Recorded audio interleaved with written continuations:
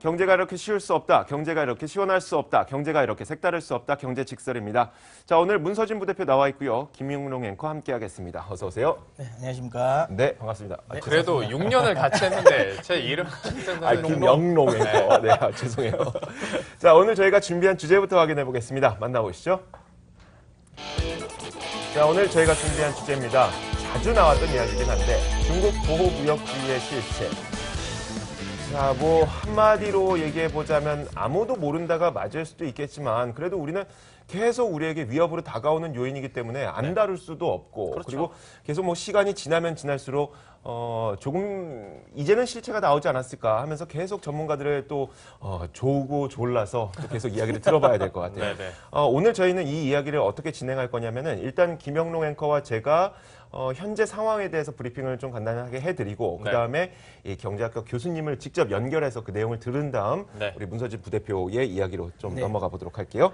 자, 그 순서로 가겠습니다. 먼저 김영롱 앵커가 최근에 또 보호무역주의로 보이는 혹은 중국 내수 보호 네. 정도로 보이는 그런 현상들이 계속 나타나고 있죠. 업데이트 좀 해주세요. 그렇죠. 그러다 보니 제 소주제 문구도 네. 우려와 팩트 사이입니다. 그러니까 팩트가 나오긴 나왔는데 네. 이걸 우리가 우려로 볼 것인지 아니면 그냥 팩트로만 볼 것인지 네. 많이 헷갈리실 것 같은데 네. 우선 팩트는 이래요. 한국산 화장품 아마 이제 주식시장에서도 한번 핫했었기 때문에 핫하다는 표현이 좀 그렇고 콜드했었기 때문에 네, 네. 예. 잘 아실 텐데 지난해 11월에도 한 번 있었고요. 12월에도 한국산 화장품 일부 화장품에 대해서 수입 불허 조치가 내려졌습니다. 네. 이것 때문에 이제 화장품주가 그날 또 급락하는 모습도 나타났었는데 총 이번에 12월에 수입 허가를 받지 못한 화장품이 68개 중에서 19건이 우리 한국산 화장품이었어요. 네. 한 28%에 달하는 건데 해당 한국산 화장품만 봤을 때 2.5톤 네. 규모고요. 수입 전체 화장품 물량으로 따져봤을 때는 한국산 수입 화장품의 수입 불허가 네, 네. 52%에 달합니다. 제가 아까 28%라고 잘못 말씀드렸는데 네. 28%는 11월에 네네. 그랬었던 거고요.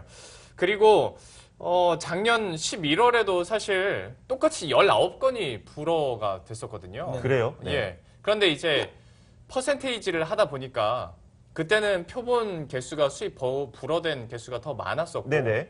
그다음에 이번에는 더 적다 보니까 괜히 오. 느낌상으로 네. 좀 이게 뭐 늘었네 줄었네 뭐 사람들이 어. 왈가왈부가 되는데 네.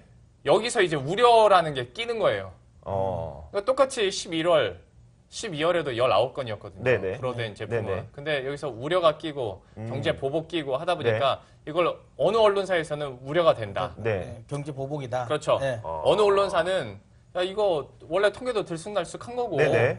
이게 어차피 옛날에 했던 거다. 그렇죠. 네. 이게 그리고 19건이 모두 합격 증명서를 제대로 제출을 하지 못한 거래요. 그러니까 원래 잘못한 거잖아요. 그러니까요. 네, 원래 잘못한 거잖아요. 네. 증명서를 제출해야지. 그러니까. 내가 옆에랑 똑같이 다 했는데 네. 나만 안 될 경우에는 그렇죠. 당연히 좀 피해의식을 받을 수 있는데 이 친구는 합격 증명서를 내보내서 통과가 됐는데 그렇죠. 인증서를 안 냈다는 거. 네, 인증서를 안 냈는데 통과가 안 되는 거면 쉽게 말하면 내가 대학교에 서류 안 내놓고 저 떨어졌어요. 왜 떨어뜨렸어요? 이런 그렇죠. 이런 식이라고요? 그거죠. 그거죠. 그러다 보니까 왜냐면 중국 정부에서 네. 이런 수입 규제를 더 압박하고 있다는 건 모두가 알고 있잖아요. 네네. 그럼 거기에 맞춰야죠. 그렇죠.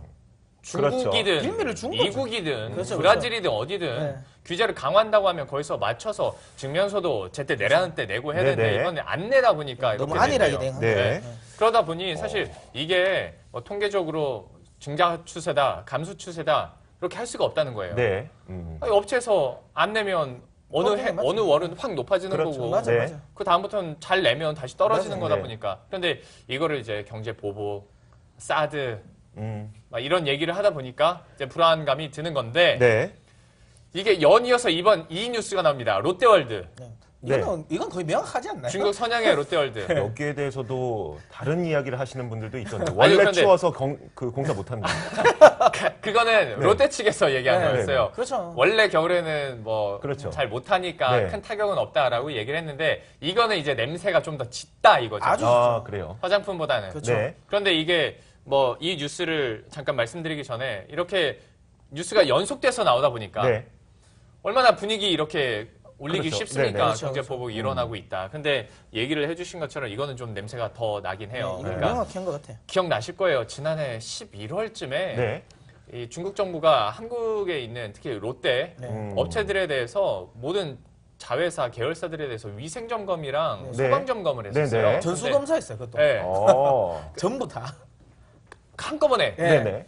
그 롯데 관계자가 그걸 언론 보도를 통해서 우리 옆에 계열사가 받고 있구나를 알 정도로 네. 갑자기 네. 이렇게 했었는데 그 소방 점검에서 이번 걸린 거예요. 그러니까 이게 저도 네. 다른 건 모르겠는데 이제 소방 점검에서 걸렸다고 하니까 냄새가 짙죠. 그쵸. 그러니까 우리나라도 이제 뭐 건축과 관련된 부분 좀 아시는 부분은 아시겠지만 대부분 보면 이제 시나 이런 데서 허가를 내줄 때 조금 태클을 걸기 쉬운 게 소방법이에요. 네. 그러니까 대부분 건축을 다 올려놓고 이제 소금 인증을 안 내줄 때 대부분 소방법 위반 이래 한단 말이죠. 네. 근데 이거를 그러면 명확하게 이게 어디가 잘못됐다라고 말하기도 좀 애매해요. 네. 예, 이게 소위 말하면 코에 걸면 코고에 귀에 걸면 그렇죠. 그거리죠. 네. 그러니까 이걸 마땅하게 뭔가 충족시킬 수 없는 부분을 태클을 잡았다는 건 분명히 이거는 조금 냄새가 난다는 거죠.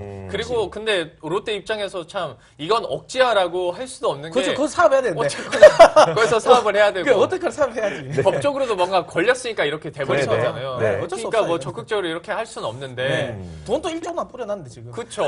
그러니까 총 중국에서 1994년부터 중국에 롯데가 진출한 이후에 네. 10조 원 이상을 네. 중국에다 투자를 했거든요. 네. 그러다 보니까 뭐 강하게 나갈 수도 없을 뿐더러 롯데는 사드 부지를 또 제공한 제공해줬잖아요. 네. 그렇죠. 업체잖아요. 네. 그러니까 더 그렇게 느낄 수밖에 없어요. 와. 네. 그러다 보면 이제 우리 입장에서 저건 경제 보복이야. 네. 저 이건 명확한 너무 것 같아, 저는. 표적 수사야.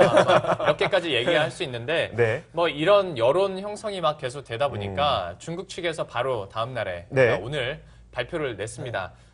경제 보복, 뭐 사드 배치와는 전혀 관계가 없다. 당연히 그렇게 말을 하겠죠. 네. 얼마나 이게 능청스러웠냐면 이 사안에 대해서 구체적인 상황은 잘 모른다라고까지 얘기를 했는데 이제 우리는 그렇게 안 느끼고 있다는 그렇죠. 게 문제인 거죠. 알겠습니다. 그리고 마지막으로 사드 문제와 관련해서는 그러니까 이 얘기는 꼭 하더라고요. 네네. 사드 문제와 관련해서는 그래도 중국 정부는 계속 반대해 왔다. 이거는 네. 항상 뒤에 덧붙이고 있는 양상이죠. 알겠습니다. 이렇게 건건이 보더라도 중국의 속내가 굉장히 의문스러운데 네. 좀 크게 봐서 산업별로 보더라도 굉장히 의문스러운 게 되게 많아요. 맞아요. 첫 번째로 보면은 뭐 화장품 외에도 사실 수입 불허를 했던 것은 뭐 쌀이라든지 주스, 뭐 김 이런 것들도 있었는데 더 중요한 건 이건 것 같아요. 제가 그 코트라에서 나온 자료를 한번 살펴봤었는데 중국의 수입통과 불합격 순위가 대만 쪽에서 굉장히 많았었어요. 네. 근데 그 대만에서 왜 많았을까? 좀 뭔가 찝찝한 거예요. 네. 그래갖고 그냥 일단 저희가 그러면 교수님과 함께 이야기를 먼저 나눠볼게요. 알겠습니다. 네, 이야기를 나눠보겠습니다. 자, 한국 외대 그 경제학과 최양호 교수님 연결되어 있거든요. 만나보겠습니다. 안녕하세요. 네, 반갑습니다. 최양호입니다. 네, 반갑습니다. 조금 전에 이제 김영로 앵커가 참 그 여러 가지 최근 업데이트되고 있는 중국의 보복 무역으로 의심되는 것들을 정리를 해줬는데 진짜 궁금한 게 정말 사드에 대한 보복 규제일까 아니면은 어디선가 왜곡된 것일까? 교수님께서는 어떻게 보세요? 아니, 지금 계속 듣고 있었는데 아주 정확하게 짚어주신 것 같아요. 네. 지금, 모든 우리가 말하는 사드 보복이라는 것은 다 준법적인 겁니다. 준법 그 법안에서 소위 말하는 잣대를 더 엄격하게 적용하고 있는 거예요. 네. 그래서, 저희가 지금 뭐 WTO에 제소하는 거를 지금 검토하고 있지만, WTO 갖고 가서 이길 수 있는 게 별로 없습니다. 그리고 WTO 가더라도 이 정도의 논쟁 갖고는 3년 내지 5년 정도가 걸리거든요. 그럼 네. 아무런 소용이 없고요. 사실 뭐 지금 사드에 대해서 중국이 갖고 있는 5가지의 축은 한국 기업을 좀 압박하고 사드 지지 정치인들 비자 안 준다. 네. 군사적 위협을 좀 하겠다. 최근에 또 항공 식별구역에도 지금 뭐 군용기 10대가 왔다 갔다 하고 뭐 그랬지 않습니까? 그다음에 최후의 수단이 이제 북한 제재에 대해서 우리 재검토하겠다. 이러한 종류의 어떤 5가지 방침은 갖고 있는데요. 제가 마침 그 중국 이 부분에 대해서 참여가 있는 관료하고 통화를 한 적이 있습니다. 네네. 그래서 니네 왜 우리나라하고 지금 뭐 이렇게 사드 관련해서 보복을 하느냐 그랬더니 명료하게 답을 해주더라고요. 네. 문제를 삼으면 문제가 되는 거고 문제를 삼지 않으면 문제가 되지 않을 것이다. 네. 그런 아주 중국식 발언을 해주더라고요. 근데 뭐 그럼에도 불구하고 저희가 좀 이제 뭐 실질적으로 몸에 와닿는 피해들은 있죠. 지금 뭐 화장품도 그런데 화장품도 보시면은 28%가 줄었어요. 물량적으로. 근데 중국 그쪽에서는 어떻게 했냐면 1위하고 2위는 건들지 않습니다. 화장품을. 그러니까 전체적으로 크게 가는 거예요. 근데 뭐 조수미, 뭐 백건우 여기 뭐 하위에 관련돼서 비자를 안 내주고 이러지 않습니까? 네네. 그런 부분도 이제 공동 제작을 뭐 하지 말라 이런 게 있는데 절대 문서로 안 남깁니다. 모두가 구두 명령으로 내리고 네. 있고요. 그래서 잡을 수가 없어요. 그럼에도 불구하고 최근에 보면 식품 쪽은 우리가 올라가고 있습니다. 오히려 만두라든가 김치 이런 것도 수출이 늘고 있고요. 요 최근에 아주 인기 있던 도깨비. 그건 네네. 원래 이제 한한령에 걸려서 뭐 중국 내에 공동 제작이나 뭐 당형을 안 한다 그랬는데 이게 너무 인기가 뭐 있고 입소문이 나니까 지금 뭐 다운로드 받은 게 1억 6천 건이 지금 넘었거든요. 네. 그러니까 좋은 거, 질 좋은 거 이런 것들은 지금 뭐 그대로 기업들이 할 수 있는 부분들로 이제 갑니다. 근데 특히 이제 조금 억울한 분이 지금 롯데 얘기 많이 해주셨는데 롯데가 네네. 좀 많이 피해를 받고는 있어요. 지금 최근에 롯데 관계자들은 북경에 있는 마트 3개는 폐쇄를 해야 되는 거 아니냐 이런 검토를 하고 있다는 얘기가 있고요. 네네. 지금 150개 매장이 있는데 50개 이상은 세무조사, 뭐 안전조사, 뭐 그다음에 소방점검 이런 거 다 받았기 때문에 불편하죠. 네. 그다음에 눈에 띄는 건 이제 배터리 이제 인허가 안 내준 것들이요. 네네. 근데 이게 다 준법적이에요. 그 법 안에 있기 때문에 딱히 우리가 사드 보복이다 이렇게 뭐 명확히 내길 거 없고요. 고위 관계자들이 중국에서 이 사드를 바라보는 그 정확한 관점은요. 미국이 사드를 한국에 배치했다가 자기네들이 내린 결론입니다. 그러니까 소위 말하는 주 타겟, 주적 관계는 미국이죠. 근데 불똥은 이제 한국으로 튀는 그런 상황이라고 저는 인식을 하고 있습니다. 네, 알겠습니다. 네. 자, 지금 말씀하셨던 게 문서로 남아있지 않다고 말씀하셨거든요. 그 말은 또 말씀 중에 하셨던 문제를 삼고 싶으면 삼고 안 삼고 싶으면 안 삼을 수 있는 거기 때문에 또 이렇게 문서로 남기지 않는 것 같은데 또 중국 현지에서 업체를 운영하시거나 아니면 중국 현지에 수출을 하시는 분들의 이야기를 들어보면 이렇게 문서로 남아있지 않으니까 우리는 더 불안하다라고 이야기를 많이 하시거든요. 근데 교수님께서 보시기에 그러면 우리나라가 중국에 수출하는 그런 산업 가운데 어디까지 좀 건드릴 것으로 예상을 하시나요?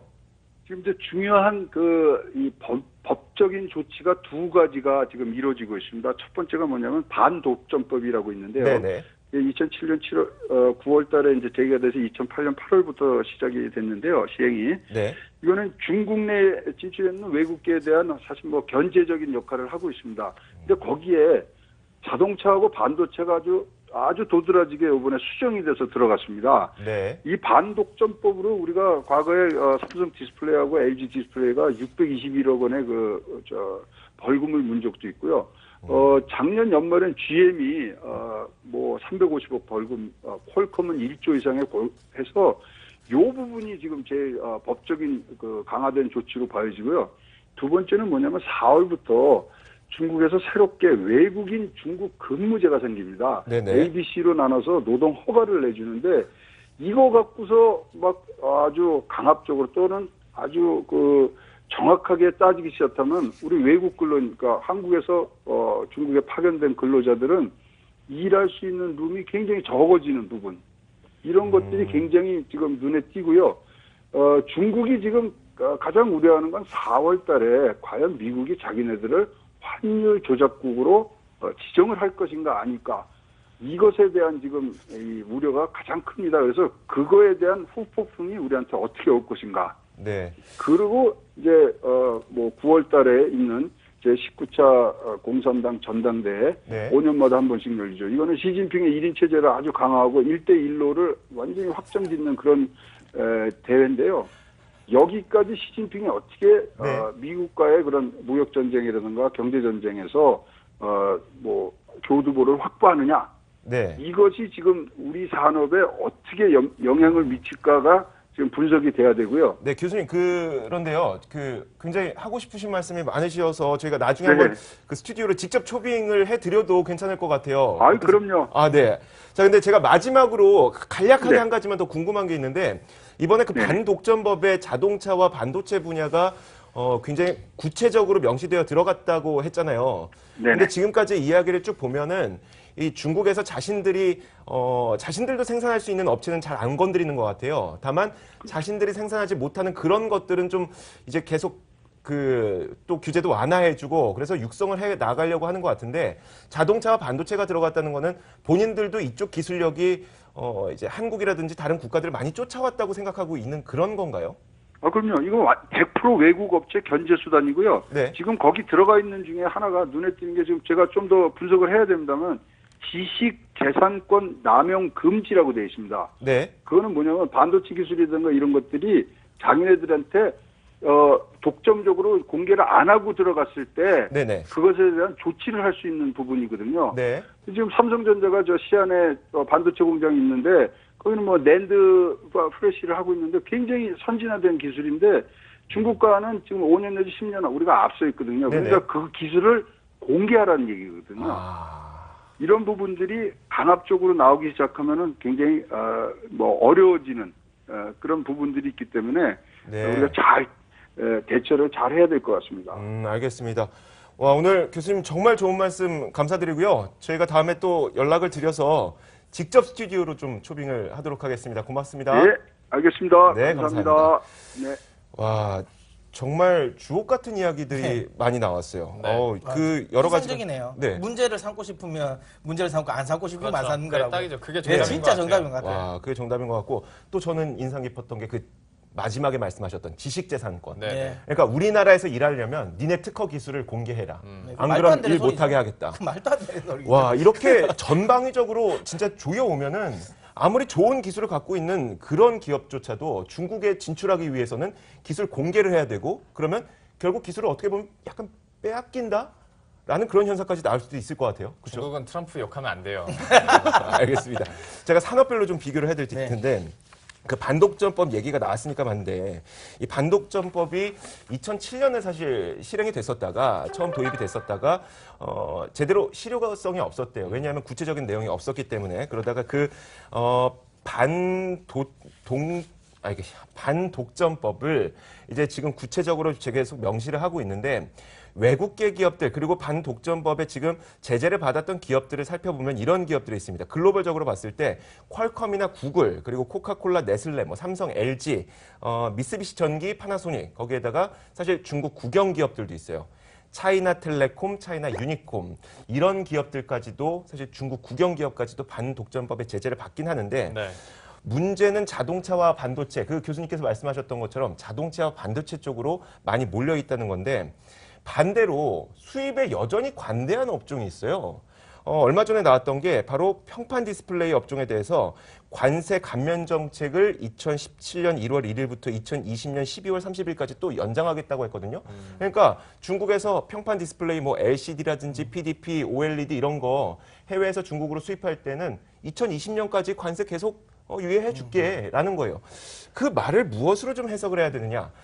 일단 코트라에서 분석한 바에 따르면 LCD는 어차피 기술력이 엄청나게 중국에서도 뛰어 올라왔기 그렇죠. 때문에 LCD는 이제 건드릴 수 있어요. 하지만 OLED는 대량 생산 자체가 힘들고 또 그렇죠. 아직까지 대형 TV 네, 있잖아요. 그렇죠. 대형 TV 쪽에 OLED도 생산하기 어려우니 네. 그건 우리 자급자족 안 되니까 아직 너희가 필요해 그렇죠. 이거죠. 네. 네. 와, 이거 어떻게 봐야 될까? 그러다 보니까 문서진 부대표가 얘기해줘야 될 부분은 이건 것 같아요. 진짜 우리나라 그러니까 우리나라에 있는 어떤 산업까지 진짜 계속 건드리게 될 것인가? 진짜 자동차, 반도체 건드릴 수 있을 것인가? 저는 일단 자동차는 좀 어렵다고 봅니다.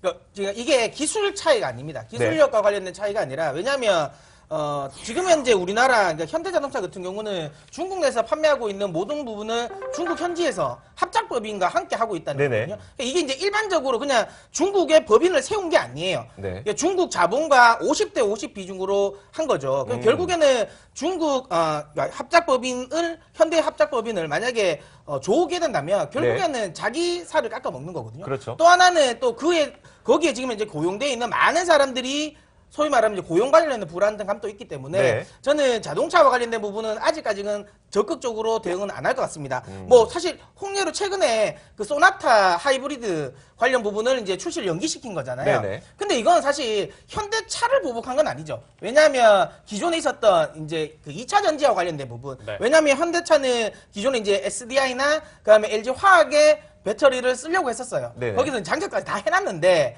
이제 이거는 이제 어쨌든 우리 국산 관련 이제 2차 전지에 대한 제재를 하고 있기 때문에 안 된다. 그냥 중국산으로 바꿔라 했죠. 네. 그러니까 그거와 관련된 부분이기 때문에 이걸 딱 현대차에 국한돼서 현대차를 이제 자동차까지도 보복하겠다라고 네. 확대 해석할 필요는 없다고 보고요. 그래서 이제 자동차 쪽은 아직은 아닐 거라고 저는 생각합니다. 그리고 쉽지 않다. 왜냐하면 자기 쪽 사실 제사를 깎아먹는 부분도 있기 때문에. 네네. 그다음에 이제 반도체 관련 부분 아까 OLED와 같은 부분입니다. 사실 지금 중국이 지금 노리고 있는 거 기술 관련 부분이잖아요. 네네. 우리나라에서 생산을 팔려면 결국에는 너희가 가지고 있는 기술을 우리한테 공개하라는 거잖아요. 네네. 우리가 사실 들으면 말도 안 되는 거지만 그렇죠. 저는 이것도 괜찮다고 봅니다. 왜냐하면 이미 이 반도체 기술은 이미 D램이라든지 그 2D 랜드는 거의 기술이 비슷해졌어요. 네네. 중국 업체들도 거의 비슷해졌고요. 지금 현재는 3D 랜드 관련 부분인데요. 이건 기술을 공개한다고 해서 지금에 따라올 수 있는 게 아니에요. 쉽게 따라올 수 있는 게 절대 아닙니다. 이거는 네. 분명히 노하우가 생겨야 되는 부분이고요. 또 중요한 건 우리나라 업체들 같은 경우는 지금 중국과의 경쟁이 사실 3D 랜드에서는 안 됩니다. 경쟁이 안 돼요. 그러니까 삼성 같은 경우는 64단으로 아예 올라와 버렸어요. 네네. 이걸 따라오려면 아직 10년 이상 걸린다는 거죠. 그러면 지금 현재 우리나라 반도체 업종에서 캐파를 지금 계속 늘릴 수 있는 건 3D 랜드인데 네네. 그럼 3D 랜드와 관련된 부분에서는 저는 개인적으로는 중국이 섣불리 하기가 어렵다. 네. 또 하나는 아까 이야기한 것처럼 지금 반도체 글로벌 공급 사이클 자체가 사실 쇼티지입니다. 그러니까 공급 부족인 상황이기 때문에 그렇죠. 네. 중국 쪽에서 아주 적극적으로 쪼은다 하더라도 어쨌든 글로벌 전체 수요 자체가 올라오기 때문에 제가 보기에는 반도체 업종이 중국이 제재로 인해서 아주 큰 폭의 피해를 저는 받을 것 같지는 않습니다. 알겠습니다. 자, 그러면 디스플레이 이야기까지 좀 네. 연결을 해볼까요? 디스플레이 제가 얘기 네네. 드렸던 것처럼 관세는 계속 유예시켜 준다고 했어요. 그리고 본인들도 필요하고. 그렇죠. 그러면 디스플레이는 사실 반도체도 위협적이지 않겠지만 디스플레이도 위협적이지 않을 거라고까지는 생각할 수 있겠지만 앞으로 유망할까는 어떻게 보세요? 저는 이게 여기서 조금 명확해져야 네네. 됩니다. 네. 그러니까 사실 지금 LCD 관련 부분은 이미 국내 업종과 관련된 이제 중국과의 경쟁에서 우리 업종 자체가 아예 경쟁이 안 돼요. 네. 그러니까 관세를 풀어주든 말든 아무 상관이 없어요. 네. 어쨌든 중국 내에서 우리나라 LCD와 관련된 부분에서 경쟁력을 많이 잃었습니다. 네. 그렇기 때문에 저는 이쪽 관련 부분에서 크게 신경 안 써도 된다고 보고요. 그다음에 이제 결국에는 OLED인데 OLED는 앞서 이야기한 것처럼 따라오기는 아직까지 멀었습니다. 네. 사실 우리나라도 지금 현재 대형 평판을 지금 생산은 하고 있지만 아직까지 만족할 만한 수율은 아직 맞추지는 못했거든요. 네. 그렇기 때문에 저는 OLED 관련 부분은 크게 문제가 아까 말한 것처럼 없는데 중요한 건 LCD 관련 부분은 규제가 아니더라도 네. 중국 관련 경쟁 업체에서 좀 뒤지기 때문에 전체적인 디스플레이 업종은 약간은 조금 올해는 조금 다운될 수는 있다. 하지만 OLED 관련에 특화되어 있는 뭐 국내 이제 주요 중소기업들 네네. 같은 경우는 저는 중국 관련 우려감을 크게 가질 필요는 없다라고 저는 이야기 드리고 싶습니다. 그러니까 디스플레이 업황이 좋다고 얘기할 수는 없겠지만 그렇죠. LCD가 포함되어 네. 있으니까 대신 OLED에 좀 집중하고 그렇죠. 있는 기업들은 또 유망할 수 있겠다. 그렇죠. 네. 알겠습니다. 자, 이제 결론을 좀 내려볼게요. 한마디씩 김영로 앵커부터 시작해 볼까요? 저는 제 결론 직설이 중국 관련주의 흐름을 떠올려보자라고 했었는데요. 옛날에는 중국 스쳐가기만 해도 네. 막 급등했던 시절이 있었잖아요. 그렇죠. 중국 느낌만 나면 그렇죠. 막 급등하고 그러다가 갑자기 이런 사드 문제 뭐 이렇게 하면서 뭐 중국과 조금만 연관이 있으면 다 급락하는 닦아주죠. 그렇죠. 맞아요. 뭐 네. 그런 흐름이 있었는데 지금 우리나라 업체들도 비슷하지 않을까 싶어요. 그러니까 물론 이런 우려들로 인해서 실적이 안 나오는 것도 있겠지만 네. 어찌 생각해보면 아까 화장품 같은 경우에는 최소한 할 거를 안 해서 네. 우리가 뒤처지는 부분도 있잖아요. 그러니까 그냥 중국 때문에 우리가 이번에 실적이 안 나왔어요. 중국 때문에 우리가 피해를 받고 그렇죠. 있어요라고만 하기에는 좀 너무 안일하지 않나 이 네. 부분은 예, 생각해서 이렇게 지어봤습니다. 네, 알겠습니다. 제가 준비한 결론은 이겁니다. 우르르르 소떼머리는 그만. 이 의미가 뭐냐면은 물론 중국이 가장 큰 시장이긴 하지만 우리가 사업을 할 수 있는 국가를 많이 다변화를 해놨다면 그것에 대한 어떤 피해는 좀 적게 다가오지 않았을까. 물론 지금 확인된 피해는 없지만 네.